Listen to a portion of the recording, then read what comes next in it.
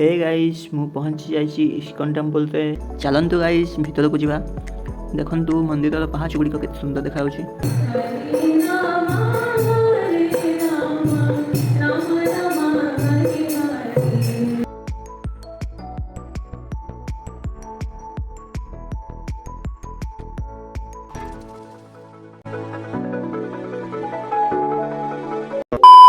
हे guys good morning. आ गोटे नुआ ब्लॉग को स्वागत करुच्ची। मु एस किरण कुमार। आज मु जाउची इस्कन टेम्पल भुवनेश्वर। तो एमती देखु था ब्लॉग टी आज इस्कन टेम्पल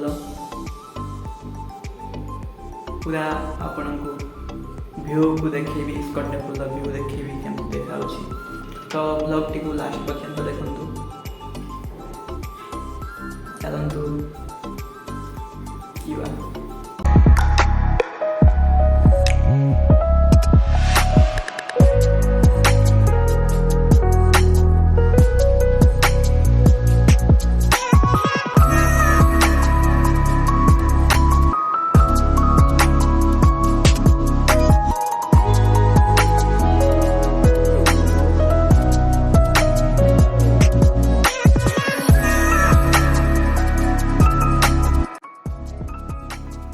आसी पहुँची जाइए नयापल्ली।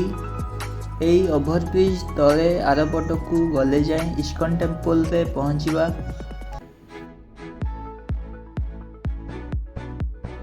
आपण जदि इस्कन टेम्पल आसुचंती तो ओभरब्रिज ऊपर न आसी तल रास्ता रे आसंतु, कारण टेम्पल रे पहुँचा ब्रिज रो तले आसिया पड़िबो। जदि आपण माने ऊपर आसुचंती तो ऊपरू टेम्पल रो व्यू ही देखि परिबे। तो तले ही आसंतु। हे गाइस मु पहुँची जाइए इस्कन टेम्पल रे। मंदिर रो बाहर व्यू टिके देखंतु, बहुत सुंदर देखा।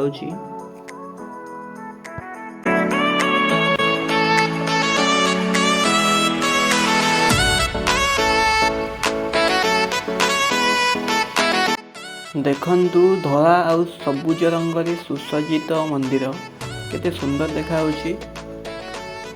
धला रंग को जेमिति शांतिर प्रतीक बोली कहा जाए, सही परी एही मंदिर रे मध्य आपनको बहुत शांतिर अनुभव हबो। आपनक जीवन रे जदि जेकोसी समस्या बा आपनकर मानसिक स्वास्थ्य जदि भल रहुनी तो आपण मंदिर आसंतु। आपण देखिए आपणकर समस्या बहुत भाव में कम हो। आपण शांतिर अनुभव करें। केवल यही मंदिर आसंतु बोली कहूनी, जेकोसी मंदिर आपणकर आखपाखे आपण जाइए।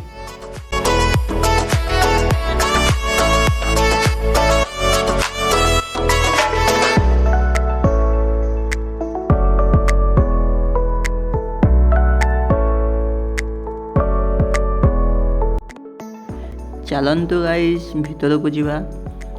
देखंतु मंदिर पहाच गुड़िक के सुंदर देखा। एवं सेठी किछि फैमिली मध्य फोटो क्लिक करछंती। देखंतु पहाच ऊपर। आउ गोटे कथा, ये मंदिर परिवेश बहुत शांति लगे आपको।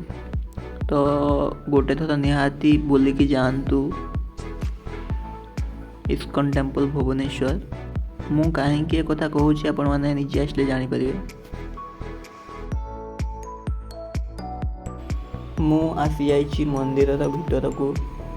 देखंतु मंदिर भीतर दृश्य।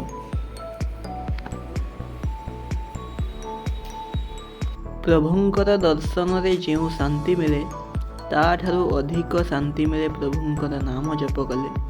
तो मु किसी समय साथी बसिकी प्रभुंकर नाम जप कली।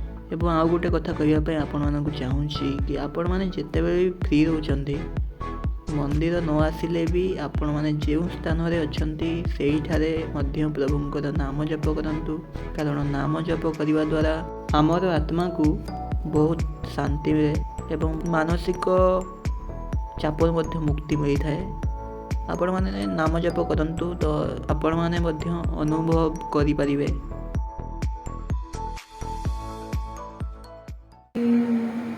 हरे राम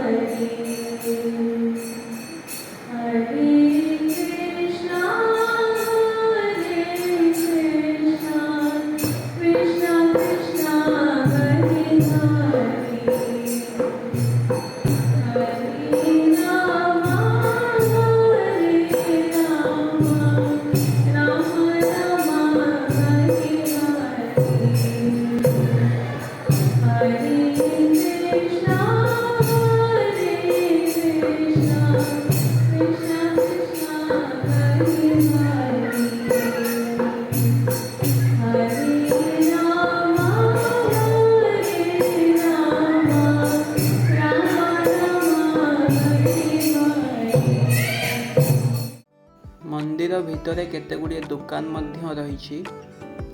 एठारे प्रभुंकर समस्त प्रकार जिनिष उपस्थित रही एवं केतेगुड़िए स्पिरिचुअल बुक्स मध्य रही जहाँ तीनिटी भाषा ओडिया हिंदी एवं इंग्राजी भाषा रही।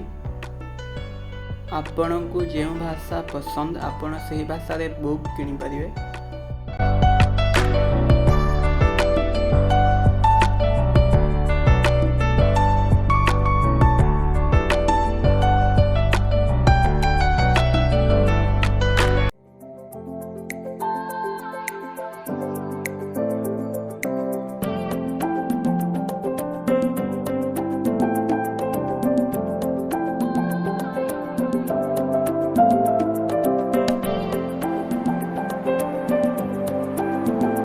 प्रभुंकर दर्शन कला परे मु बाहर को बाहरी आसिली आउ एबे मु प्रसाद भंडार आड़े जीवी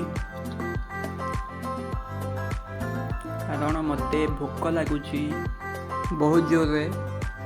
तो चलंतु जीवा।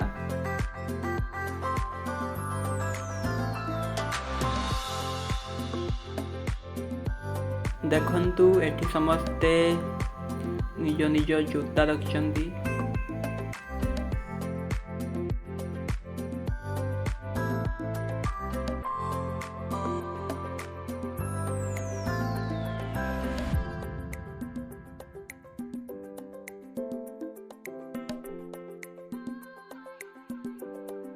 एवं एपट रास्ता प्रसाद भंडार को जाइछि। देखंतु सेडा कृष्ण बलराम प्रसाद भंडार लिखाई।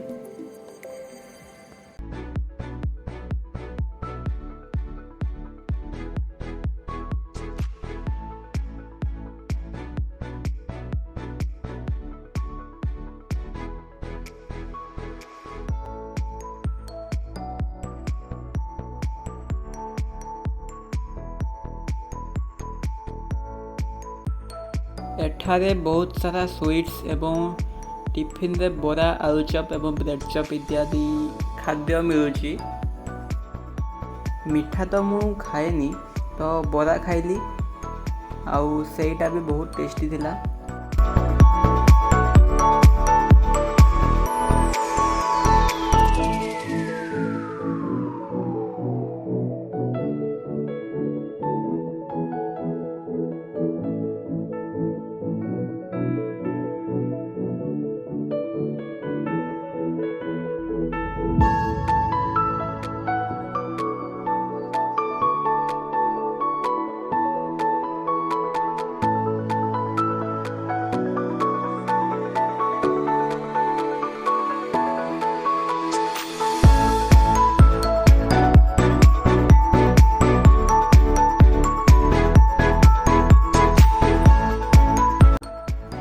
देखंतु सेठी पीवा पाई पानी रा व्यवस्था रही।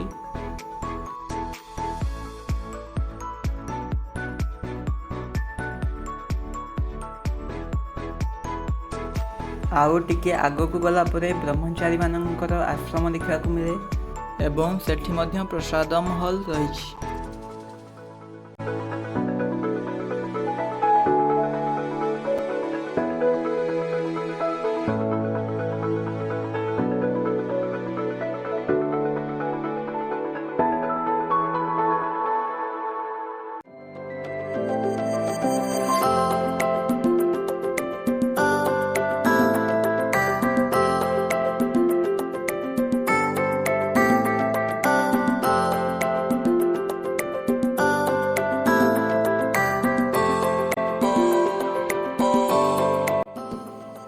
आउ सेठी प्रसाद सेवन टाइमिंग लिखाई।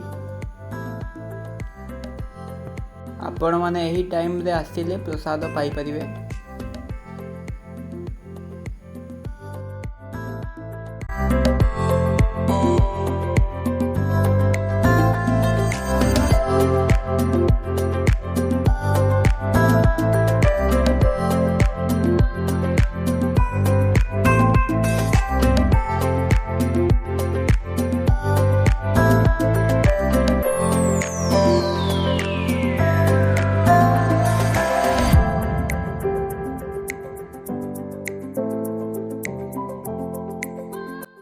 देखंतु इस्कन मंदिर पार्श्वरे पद्म मंदिर अच्छी जोंठी श्री राधा गोपीनाथ आउ श्री गौरांग महाप्रभुंकर पूजा हुए।